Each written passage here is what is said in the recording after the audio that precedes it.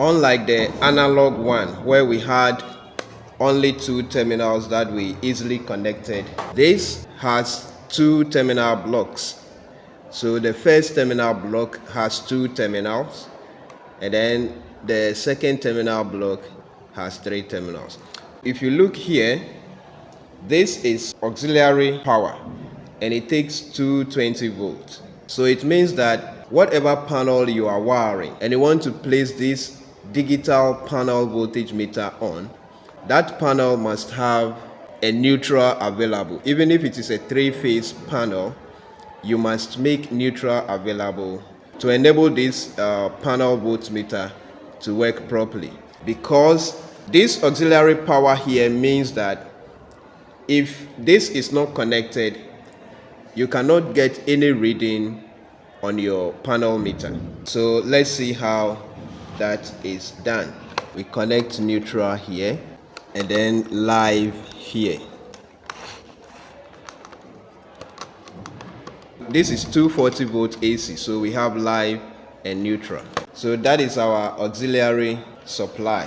Okay, so after connecting the auxiliary supply, if we switch the supply on, this is what will happen.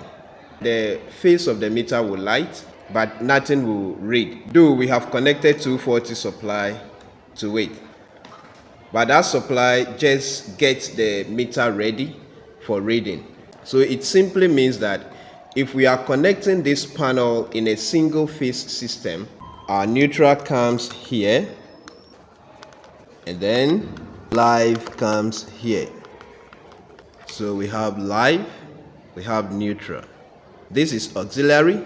This is what will cause the meter to give us the reading. So again, this goes off, live to live, and then neutral to neutral. So now we have live again and then neutral again. Alright, so now we have both the auxiliary and then the input signal ready. So when we switch on the supply, whatever voltage is available by the supply will be shown here. So as you can see, this is 213. This is 213 volts. So if this meter is connected in the electrical system, at every time it tells you how much voltage you have, and it also helps you to judge correctly when something is going wrong in your wiring system. Stay connected and let's learn together.